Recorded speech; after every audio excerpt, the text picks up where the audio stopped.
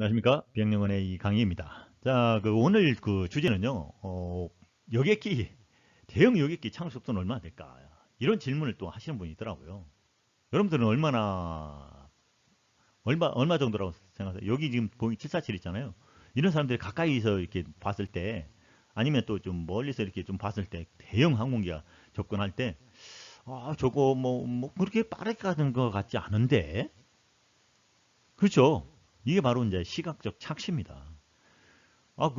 아니, 이 비행기가 뭐 무슨 시속 100km도 안 될 것 같은데요? 이렇게 말씀하시는 분도 있어요. 그렇습니까? 여러분도 그렇게 생각할까요?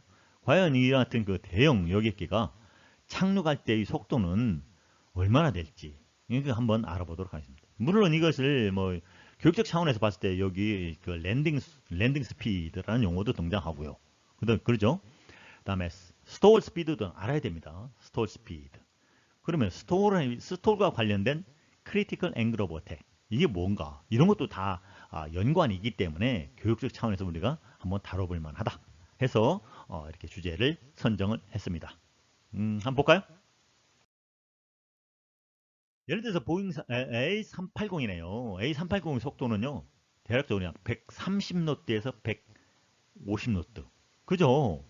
여기 보면 이제 지금 indicated airspeed 납니다. 그 약어로 KIAS라고 쓰는데요. 이 용어가 많이 등장하니까 꼭 알아두시기 바랍니다. 그러면 130노트에서 150노트 시속으로 따지면 얼마 될까요? 나오죠, 여기. 다 계산해 놨습니다. 240이요? 240에서 270이라고요? 아니, 저렇게 빨리 가요? 에이, 이렇게 말씀하시는 분도 있어요.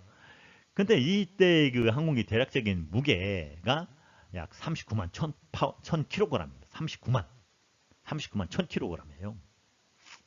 그죠? 그러면요, 이게 뭐 다 꼭 똑같은 것은 아닙니다. 왜냐면 그 무게도 있고 바람 상태도 있고 여러 가지 조건에 따라서 틀립니다. 틀리지만 이것은 평균 130에서 150노트다. 우리는 이렇게 얘기를 합니다. 그러면 터치다운 속도는 자, 또 하나 새로운 단어는 터치다운. 터치다운이 뭐 미국의 그 풋볼로 해서 막 터치다운이 나오는 게 아니고요. 터치다운 스피드라면 우리는 항공기가 그 활주로에 바퀴가 빡 닿는 순간 있죠. 연기가 팍 나는 순간. 그때가 터치다운입니다. 터치다운. 이걸 우리는 터치다운이라고. 이때는 한 5에서 한 10노트 정도 더 낮다. 5에서 10노트 정도 낮다. 그렇게 들어야 터치다운 속도는 그렇게 조금 낮습니다. 그러면 the greater the flap setting is the lower the speed. 자, 플랩 세팅을 더 크면 클수록 속도는 더 낮춘다. 조종사 입장에서는요, 속도가 더 낮추면 좋죠. 그죠? 뭐 130노트가 아니라 한 50노트를 하면 얼마 좋습니까? 여러분들이 그런 항공기를 한번 개발을 해보십시오. 제가 이제 뭐 수직 이착륙 혹은 단거리 이착륙 항공기를 제외하고 말씀드리는 겁니다. 그런 항공기보다 더 낮은 속도로 할 수가 있어요. 그런 항공기를 제외하고 여기서는 여객기를 말씀을 드리는 겁니다. 그래서 플랩 세팅에서 플랩이 뭡니까? 플랩이 뭐예요? 그렇죠. 하이 리프트죠. 디바이스. 고양력 장치라는 거죠. 고양력을 더 보존하는 낮은 속도에서 속도를 더욱 낮추기 위해서 양력을 더 보조하기 위해서 이게 사용하는 이 장치들 우리는 고양력 장치라고 합니다. 앞으로 배우게 돼 있죠. 그래서 플랩이 전형적인 고양력 장치. 그럼 이것을 많이 써서 더 내리는 거예요. 내릴 수 있는 만큼 내리고 그러면 속도를 더 낮추는 겁니다. 이렇게. 그러면 보잉 747. 보잉 747은요. 145에서 150노트 정도 돼요. 무게에 따라서 29만 5천 파운드, 5천 킬로그램이네요. 그러면 뭐 260에 270노트. 그렇게 빨라요? 그렇게 빠릅니다. 그렇게 여러분들이 보는 건 아주 늦게 가는 것 같지만 워낙 이제 대형 항공기가 이렇게 가는 거니까 뭐 천천히 가는 것 같죠. 내가 말씀드렸잖아요. 시각적 착시라고. 근데 이제 또 바람 상태에 따라서 여러분들 잘 많이 들어봤잖아요. 윈시어. 이런 상태에서는 최소 20노트 이상 더 높여가지고 들어와야 돼요. 그러면 불안전하니까. 그럼 불안하면 다시 고 어라운드 해야 됩니다. 고 어라운드 해야 돼요. 안전하게 착륙하기 위해서. 그래서 랜딩 스피드, 착륙 속도는 더 빨라질 수도 있다라는 것을 지금 말씀드리는 겁니다. 그러면 저 전투기를 한번 볼까요? 전투기하고 이제 전투기하고 이제 극과 극이잖아요. 극과 극인데 F-16 같은 경우는 마 2가 넘잖아요. 최대 속도가. 그죠? 그마 2.05란 말이에요. 그죠? 근데 이거 이제 이 속도가 대략적 그 무게가요. 13,000kg예요. 착륙 랜딩 웨이트가 13,000. 대략적으로 했을 때 이 속도가 얼마냐면 141로 뜨네요. 그럼 260. 이거 260. 이것도 왜 이렇게 빠르죠? 그러면 한번 무게비를 한번 봅시다. 무게비. 그죠? 무게를 한번 대고요.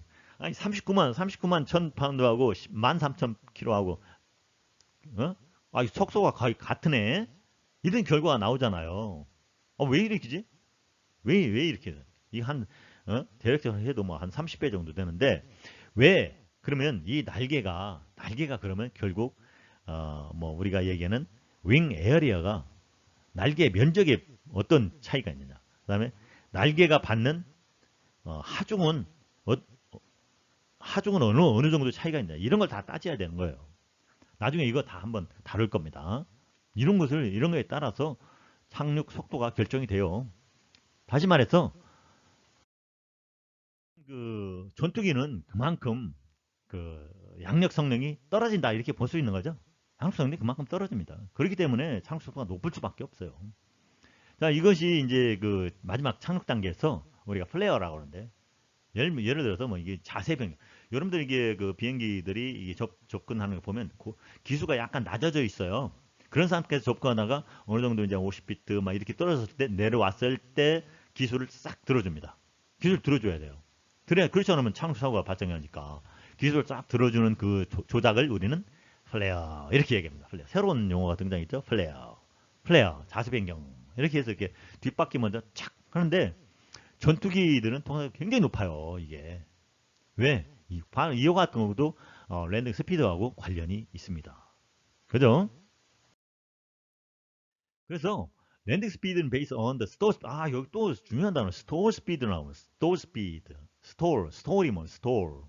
뭐냐면요. 실속이에요, 실속. 속도를 잃어버리는 거예요. 예를 들어서 비행기가 이 실속에 들어갔다면 그냥 곤두박질 치는 거예요. 추락. 얼마나 중요합니까?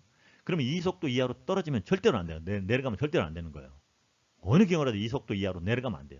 그래서 뭐 아까 앞에서 설명드린 대로 윈시어라든가 이런 그 상황에서 잘못하면 내가 원하든 원치 않든 실속 속도가 쭉 들어갈 수 있어요. 왜? 바람이 이게 세게 불었다가 또 안 불었다 할 수 있잖아요. 이럴 때 잘못하면 실속 속도가 초과해버릴 수가 있어요. 그렇기 때문에 더 랜딩 속도를 더 높여서 이렇게 들어오는 거예요. 그래서 파워 랜딩이라고 그러죠. 그래서 그 다음에 이제 이게 fast aircraft airfoil, 즉 고속 항공기 에어포일은 is not as efficient at the low speed. 그죠? 뭐냐면 고속 항공기 에어포일은 저속 항공에서는 아주 효율이 떨어지나요. 그러니까 두 개의 달을 만족할 수는 없다는 거예요, 사실은. 두 개를 다 만족해서 얼마나 좋겠습니까? 두 개의 달을 그 고속도 만족하고 저속에서도 할수. 그래서 아직까지 현재 기술로는 고속 비행 항공기는 저속 비행에서 아주 지극히 양력 발생 능력이 떨어진다는 거예요. 그렇기 때문에 어쩔 수 없이 착륙 속도가 빠를 수밖에 없는 겁니다. 무게가 그렇게 가벼워도. 이해하실 수 있겠죠? 그래서 실속 스피드, 스토어 스피드 usually higher, 상당히 높다는 거예요. 이렇게 결론이 나오는 겁니다. 그렇죠? 자, 랜딩 스피드 또 우리가 이제 주목해야 될 게 어프로치 속도는 과연 얼마를 정해야 되느냐? 어프로치 속도, 접근하는 속도로 통상적으로 밀리터리 파이터하고 트레이너는 약 1.2 vs. 여기 또 중요한 단어가 나와요. 기억하셔야 됩니다. 기억하셔야 돼요. 이게 랜딩 컨피규레이션 스토어 스피드. 랜딩 컨피규레이션 스토어 스피드인데 랜딩 컨피규레이션이라는 뭐냐면요. 착륙 형상을 갖추는 거예요. 랜딩 기어 내리고 플랩 내리고 또 필요한 장치 있으면 다 내린 거예요. 착륙 형상. 착륙. 이것을 상태를 우리가 VSO. 이것을 V 스피드라고 그래요. V 스피드. 여러분들 이거 잘 기억을 해 주시기 바랍니다. 이외에도 많아요.